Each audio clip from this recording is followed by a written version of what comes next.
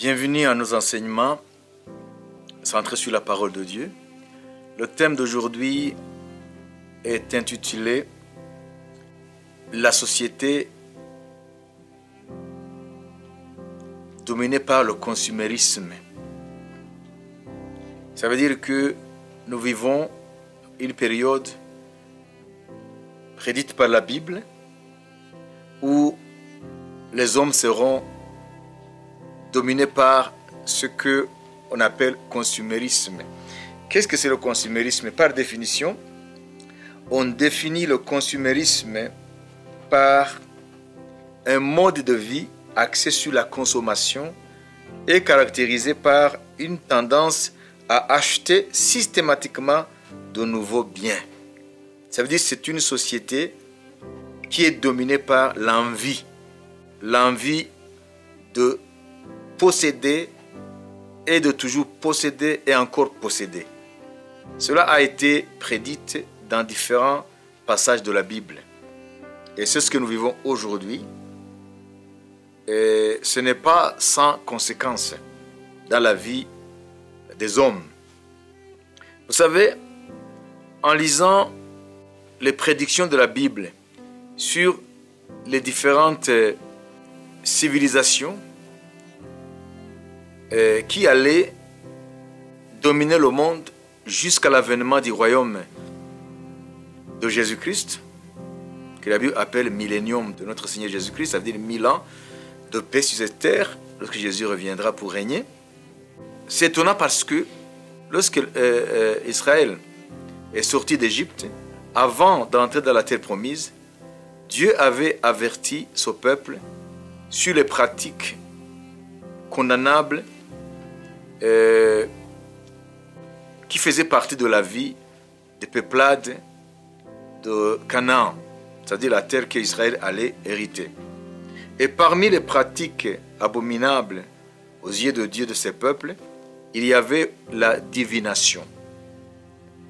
Dieu dit dans Deutéronome, Dieu condamne les pratiques de ces peuples qui habitaient la terre de Canaan avant l'arrivée des Hébreux. Dieu dit ici dans Deutéronome, Deutéronome 18, 9, 14, « Lorsque tu seras entré dans le pays que l'Éternel ton Dieu te donne, tu n'apprendras point à imiter les abominations de ces nations-là. Qu'on ne trouve chez toi personne qui fasse passer son fils ou sa fille par le feu, et personne qui exerce le métier de devin, d'astrologue, d'augure, de magicien, d'enchanteur, personne qui consulte ceux qui évoquent les esprits ou disent la bonne aventure, personne qui interroge les morts. » Ce sont des pratiques qui étaient courantes parmi les Cananéens. Car quiconque fait ces choses est en abomination à l'Éternel, et c'est à cause de cette abomination que l'Éternel ton Dieu va chasser ces nations devant toi. Tu seras entièrement l'Éternel ton Dieu, car ces nations que tu chasseras écoutent les astrologues et les devins, mais à toi, l'Éternel ton Dieu, ne le permet pas. Vous voyez? Et j'aimerais aussi souligner en passant que ces pratiques n'ont pas disparu avec la disparition de ces peuples qui habitaient Canaan. Même aujourd'hui, ces pratiques se font dans tous les pays du monde. Par exemple, à Paris, si j'ai bonne mémoire, on recense plus de 6000, disait de Bonaventure, 6000 personnes que les gens vont consulter pour que ces personnes leur prédisent l'avenir. Vous voyez? Et aujourd'hui même, nous avons ce qu'on appelle l'horoscope. Donc, les gens, à travers l'horoscope, les signes du zodiaque, par rapport à leur date de naissance, on leur annonce ce que sera leur vie dans ce mois ou le mois à venir.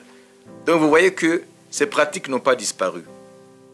Ça veut dire, les époques ont changé, les hommes, les générations ont changé, mais les esprits n'ont pas changé. Parce que toutes ces pratiques, il y a des esprits des ténèbres, des esprits démoniaques qui sont derrière ces pratiques. Et voilà, donc, la Bible a prédit que il y aura 4 grandes périodes par lesquelles l'humanité va passer avant d'entrer dans le règne de 1000 ans de Jésus-Christ. Nous l'avons répété souvent. La première, c'était la période du monde sous la domination babylonienne, ça veut dire l'actuel Irak. La deuxième période, c'était la période sous domination perse. La troisième, c'est la période sous la domination grecque. Et la dernière période, et dans laquelle nous sommes, c'est la période sous domination romaine ou domination de l'Occident, que Dieu révèle que cette période est divisée en 2 grandes parties. Ça veut dire la Rome ancienne visible qui dominait le monde et la Rome qui continuera sous forme de la domination de l'Occident à travers différentes formes que prend la domination de l'Occident, ça veut dire l'Europe et les États-Unis. Donc aujourd'hui, ce que je vais partager avec vous, c'est que la Bible a prédit que la dernière phase de la civilisation humaine avant l'avènement de Jésus pour régner sur cette terre, ça sera une civilisation dominée par le consumérisme. Ça veut dire l'homme va devenir, simplement, il sera réduit à être un consommateur, tout simplement, de biens matériels. Il y a un intellectuel qui s'appelle Philippe Villiers. Alors je vais vous lire ici ce qu'il a dit.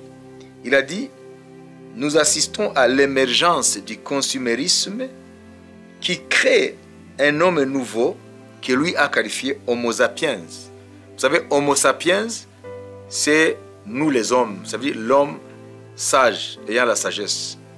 Donc l'homme aujourd'hui s'appelle l'Homo sapiens. Ça veut dire l'homo, ça veut dire homme, sapiens, ça veut dire homme sage. Et lui il dit Homo sapiens qui zappe. Zappe, ça veut dire aller dans toutes les directions. Donc par exemple, quelqu'un qui est devant un poste de télévision avec une télécommande, qui change de chaîne à tout moment, il passe d'une chaîne à une autre, ça veut dire zapper. Ça veut dire l'homme d'aujourd'hui, c'est quelqu'un qui passe d'un achat à un autre, acheter, tout le temps acheter. Donc il devient esclave de ses envies, de ses convoitises. Et voilà, Philippe Villiers dit, cet homme, l'homme d'aujourd'hui, il se laisse produire par les choses. Ça veut dire l'homme d'aujourd'hui se laisse produire par les choses. C'est un consommateur compulsif. Ça veut dire quoi? Ça veut dire quelqu'un qui a un trouble obsessionnel. Ça veut dire qu'il est dominé par des envies irrépressibles, quasi automatiques. Ça veut dire qu'il achète automatiquement. Voilà aujourd'hui la civilisation dans laquelle nous vivons. C'est une civilisation dominée par le consumérisme. Ça veut dire l'homme devient un consommateur malade. On n'achète pas toujours parce qu'on a besoin. On n'achète pas parce que c'est essentiel. On achète pour acheter. Donc aujourd'hui, c'est ça qui caractérise l'homme d'aujourd'hui. Surtout dans ces pays-là dits développés sur le plan industriel. C'est ça la réalité de l'homme aujourd'hui. Et cela gagne aussi le monde à cause de la mondialisation. Alors qu'est-ce que je veux dire par là? Je veux dire que la dernière phase de la civilisation humaine avant l'avènement de Jésus, l'humanité sera caractérisée par le consumérisme. Alors qu'est-ce que le consumérisme produit? Le consumérisme dégrade l'homme. Parce que l'homme n'est plus cette créature de Dieu dotée de facultés autres que les sens physiques. L'homme est devenu esclave de ses sens. Donc, il a perdu la notion de la transcendance. Il ne connaît plus d'autres valeurs que le matériel. Et aujourd'hui, c'est malheureux. C'est pour cela que nous voyons beaucoup de problèmes sociaux à travers le monde, parce que l'homme est tombé très bas. Alors, ce que je vais vous dire, par exemple, aujourd'hui, les statistiques montrent que le taux de suicide chez les jeunes dans les différents pays du monde, sans exception, est très alarmant. Voilà le produit, voilà les conséquences, ou l'une des conséquences d'une société qui est devenue matérialiste et qui a perdu toute notion de transcendance des valeurs autres que les valeurs matérielles. Et ce que je vais dire ici, c'est que lorsque la Bible parle de la dernière civilisation avant l'avènement du royaume de Dieu, la Bible parle d'une société très contradictoire. Ces contradictions se voient. D'une part, Dieu dit que c'est une société qui sera très développée sur le plan de la connaissance, sur le plan de la technologie, sur le plan matériel, mais paradoxalement, ça sera une société, une humanité dépourvue de toute humanité. Ça sera une humanité réduite à l'état de servitude par rapport aux biens matériels. Ce sera une société qui voue le culte à l'argent et aux choses matérielles. C'est notre société aujourd'hui.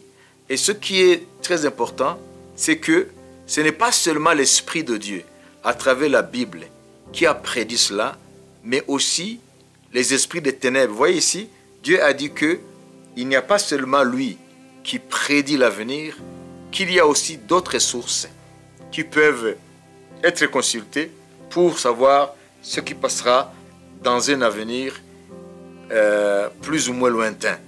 Il n'y a que l'Esprit de Dieu qui connaît l'avenir de chaque chose et sa fin avant même que la chose vienne à l'existence. Parce que l'Esprit de Dieu, c'est un esprit éternel. Il est l'alpha et l'oméga. Mais Dieu ici souligne dans Deutéronome 18, chapitre 9, verset 14, que les esprits que Dieu a créés, les esprits des morts, lorsque les hommes meurent, leurs esprits qui attendent la résurrection pour le jour du jugement, peuvent être capables, pour ceux qui les consultent, pour leur révéler l'avenir. C'est Dieu qui le dit ici. Donc il y a des charlatans qui mentent les gens pour leur prendre leur argent, en leur disant qu'ils vont annoncer l'avenir, ils vont essayer de leur donner quelques potions magiques pour changer un avenir malheureux, lorsqu'ils prédisent des malheurs. Mais cela c'est faux. Mais il y a cette vérité que dans le monde spirituel, il y a l'Esprit de Dieu qui annonce l'avenir. À travers la Bible, nous l'avons vu. Ce que Dieu a prédit dans sa parole, c'est réalisé. Mais il y a aussi d'autres esprits, les esprits de devins, les esprits des morts, les esprits des démons, qui annoncent l'avenir. Et voilà ce que je vais dire, c'est que même dans une religion, une grande religion, l'une des grandes religions qui s'appelle l'hindouisme, il y a aussi cette prédiction de ces 4 étapes civilisationnelles par lesquelles l'humanité va passer pour que le cycle reprenne. La différence est que la Bible prédit les événements majeurs qui vont jalonner notre histoire en tant qu'humains jusqu'à l'avènement du royaume de Dieu, jusqu'au royaume éternel de Dieu après les 1000 ans du règne de Jésus, cette terre.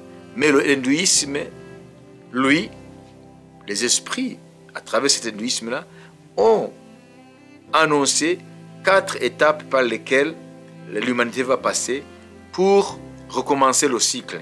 Parce que l'hindouisme ne croit pas à l'histoire linéaire de l'humanité, mais à l'histoire cyclique. Pour ceux qui ne connaissent pas l'hindouisme, donc c'est l'une des plus anciennes religions du monde, encore pratiquée aujourd'hui, qui n'a ni fondateur, ni dogme imposé, ni institution cléricale organisée uniformément. Donc, en 2015, le nombre de fidèles à cette religion hindouisme était estimé à 1,1 milliard de fidèles dans cette religion d'hindouisme. Et c'est 1,1 milliard en 2015, ces fidèles étaient éparpillés dans 85 pays dans le monde.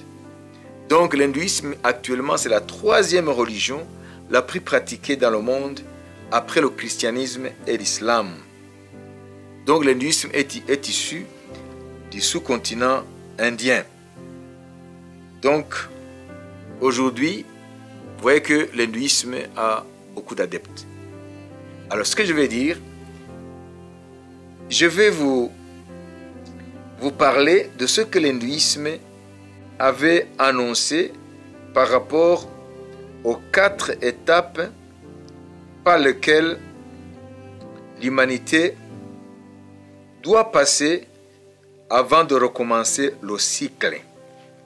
Ici, dans l'hindouisme, les 4 étapes sont les suivantes.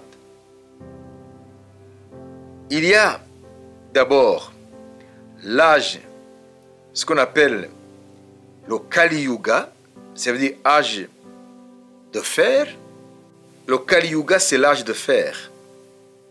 Il y a aussi les 3 autres âges, le Krita Yuga, le Treta Yuga et Dvapara Yuga. Ces 4 âges correspondent à ce qu'on appelle le Mahayuga. Ça veut dire c'est toute l'époque par laquelle l'humanité va passer avant de recommencer le cycle. Vous voyez la différence entre la Bible et l'hindouisme. L'hindouisme, c'est une religion qui enseigne que l'histoire n'est pas linéaire. L'histoire est cyclique. C'est pourquoi, après les 4 étapes que nous venons de citer, donc le cycle va commencer. Donc, vous voyez que ici se rapproche un peu à ce que la Bible parle lorsque Dieu révèle la statue de Nebuchadnezzar. Ça veut dire la tête en or, la poitrine et les bras en argent, le ventre et les cuisses en airain, en bronze, les jambes en fer et les pieds moitié fer, moitié argile. Vous voyez, ici aussi, ces esprits-là, dans cette religion d'hindouisme, avaient révélé que l'humanité passera par ces étapes et la dernière étape dans l'hindouisme, c'est l'étape qui s'appelle le Kali Yuga. Ça veut dire âge de fer. Ça veut dire l'âge actuel, le 4e, dans la cosmologie hindoue, c'est l'âge de fer. Et aussi, vous voyez que la prophétie de Daniel, au chapitre 2, lorsque Dieu a montré à Nebuchadnezzar comment les empires vont dominer le monde jusqu'à l'avènement du royaume de Jésus-Christ, le 4e empire qui est le dernier, ça veut dire Rome, c'était symbolisé par le fer. Et aussi, ici, dans le calendrier hindou, les 4 étapes par lesquelles la civilisation humaine va passer, la dernière et la 4e, avant que le cycle commence, c'est le Kali Yuga ou l'âge de fer. Vous voyez, l'âge de fer, c'est le dernier avant que le cycle recommence. Qu'est-ce que ici nous pouvons tirer comme leçon? Ça veut dire que ce soit dans le monde divin, que ce soit les Saintes Écritures que la Bible, que ce soit dans les religions qui ne se basent pas ou qui ne dépendent pas de la Bible, ou qui ne professent pas les vérités bibliques, nous voyons que l'hindouisme aussi avait annoncé que la dernière étape de la civilisation humaine, avant que le cycle recommence, ça sera symbolisé par le fer. Le fer, ça veut dire que c'est la dégradation. Vous voyez, en commençant par l'or, l'argent, l'airain, ça veut dire le bronze, et puis le fer, c'est au niveau de la dégradation des métaux. Et la Bible finit en disant que la dernière étape, le fer sera mélangé avec l'argile. Ça veut dire quoi? L'argile, ça veut dire la dégradation. Donc, que ce soit la Bible, que ce soit l'hindouisme, vous voyez que ce qu'il y a en commun, c'est que la dernière étape de la civilisation humaine, pour la Bible, avant l'avènement de Jésus pour régner, les 1000 ans, et pour l'hindouisme, avant que le cycle recommence, parce qu'il n'y a pas de but, l'histoire n'a pas de but chez les hindous, ou les pratiquants de l'hindouisme. Donc, nous voyons que les esprits des ténèbres aussi avaient annoncé aussi, avaient vu dans le plan de Dieu, mais d'une façon illimitée, parce que il n'y a que Dieu qui est illimité, mais les esprits que Dieu a créés, que ce soit les esprits des hommes qui sont morts, que ce soit les esprits des démons, les anges déchus, ils peuvent voir dans l'avenir, mais pas d'une façon illimitée. Parce que cela est du ressort de la tribu de Dieu, de l'Esprit de Dieu. Et Dieu l'a reconnu ici dans la Bible, que ces esprits-là aussi peuvent voir dans l'avenir. Et Dieu interdit formellement à son peuple d'aller consulter ces esprits. C'est pour cela que Dieu dit, mon juste vivra par sa foi. Ça veut dire la foi t'amène à dépendre de Dieu, à ne pas t'inquiéter de ton avenir, en sachant que Dieu a ton avenir dans sa main. Donc tu n'as pas à t'inquiéter. Tu dois te reposer dans cette confiance en Jésus-Christ, qu'il est l'alpha et l'oméga, le commencement et la fin, le premier et le dernier. Donc l'avenir ne doit inquiéter en aucune mesure celui qui croit en Jésus-Christ. Parce qu'il a prouvé que c'est Dieu qui fait l'histoire. Mais vous voyez ici aussi que l'hindouisme aussi avait aussi annoncé cette période, notre période actuelle, où les valeurs transcendantales, les valeurs spirituelles, les valeurs morales sont complètement loin de l'homme moderne. Parce que l'homme moderne, c'est un homme qui a été réduit à être uniquement une créature de chair et de sang. Alors que l'homme a été doté d'une âme, d'un esprit, donc ils peuvent saisir les réalités immatérielles, les réalités invisibles de Dieu. Mais malheureusement, cette civilisation d'aujourd'hui, c'est une civilisation qui a réduit l'homme à l'état d'objet. Donc c'est un consommateur presque automatique. Et aujourd'hui, l'homme ne vit que par les sens physiques, par les choses qu'il peut palper, par les choses qu'il voit, par les choses qu'il entend. Et cela a été prédit, que ce soit par la Bible, d'une façon totale, parfaite, mais aussi d'une façon imparfaite, par l'hindouisme. Donc nous vivons l'âge de fer. Et la Bible dit, ce n'est pas seulement l'âge de fer, mais l'âge de fer mélangé avec l'argile.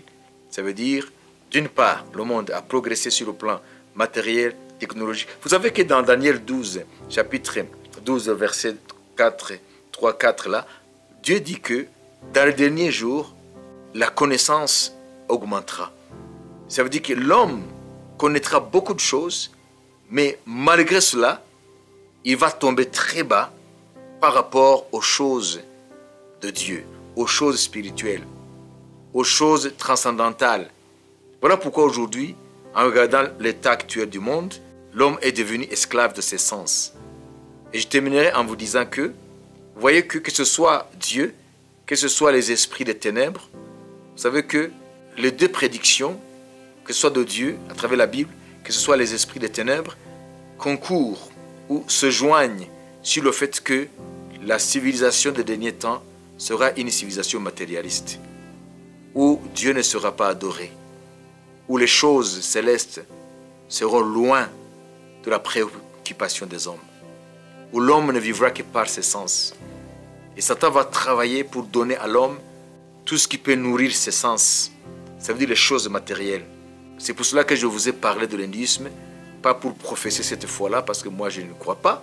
C'était pour vous dire que, même dans le monde des ténèbres, même dans le monde qui n'est pas le monde de la Bible, les esprits aussi ont annoncé cette période que l'humanité finira par, dans la servitude, il y aura une dégénérescence de l'humanité.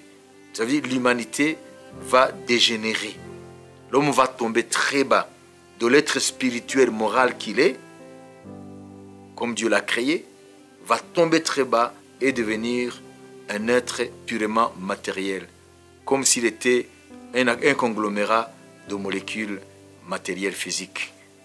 Aujourd'hui, nous vivons cette triste réalité que l'humanité est devenue esclave des sens physiques, esclave des choses matérielles, des choses créées, alors qu'elle a été créée, cette humanité, à être spirituelle, à être morale.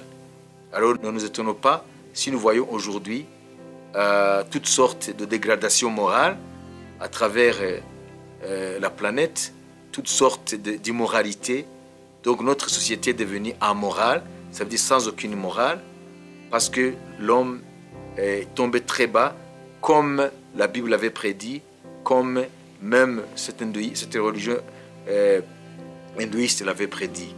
Alors qu'est-ce qu'il faut faire pour nous qui croyons en Dieu, sachant que nous vivons les dernières heures de la civilisation humaine, loin de Dieu, et bientôt Dieu va inaugurer une nouvelle ère, ça veut dire le royaume de Jésus-Christ sur terre, le royaume de notre Seigneur qui sera un royaume de paix, qui sera un royaume de paix, de joie, de communion avec le Créateur, un royaume où la terre entière sera remplie de la connaissance de la gloire de Dieu. Tout ce dont l'homme a été privé à cause de la séduction de Satan, alors par Jésus-Christ, l'homme y accédera. C'est pour cela que Jésus nous a enseigné dans la prière de notre Père. Il a dit, priez notre Père qui est aux cieux, que ton règne vienne. Que ta volonté soit faite sur la terre comme elle est faite au ciel. Que Dieu vous bénisse.